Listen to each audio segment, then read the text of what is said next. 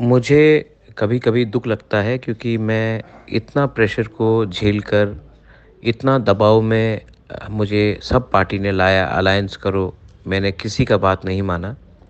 मैंने अपने तिपरालैंड के लिए, अपने ग्रेटर तिपरालैंड के लिए मैंने किसी के साथ कॉम्प्रोमाइज़ नहीं किया। आज अकेला मैं सबसे बड़ा से बड़ा पार्टी से लड़ रहा हूँ। लेकिन कहीं-कहीं से न्यूज़ आया है कि कोई प्रेस कॉन्फ्रेंस कर रहा है, कोई ये कर रहा है। क्या दुःख लगता है कि हमारे तिपरासा लोग बुबागरा का सैक्रिफाइस ही नहीं समझ सका। मैं बीमार आदमी अपना ट्रीटमेंट नहीं करके आप लोगों के लिए फ़ाइट कर रहा हूँ और कुछ-कुछ लीडर्स एमएलए बनने के लालच में, अपने स्वार्थ के लालच में ग्रेटर त्रिपुरालैंड के बारे में नहीं बोलकर प्रेस कॉन्फ्रेंस कर कर इंडिपेंडेंट लड़ने का बात कर रहा है। आप लोग लड़ो, मैं आप ही के एरिया में आऊँगा और मैं आपको दिखाऊँगा कि आप लोग ने क्या गलती काम किया है और मैं आपके खिलाफ बोलूँगा। आज आप तिपरा मौथा के खिलाफ नहीं हैं जब आप प्रेस कॉन्फ्रेंस करते हैं।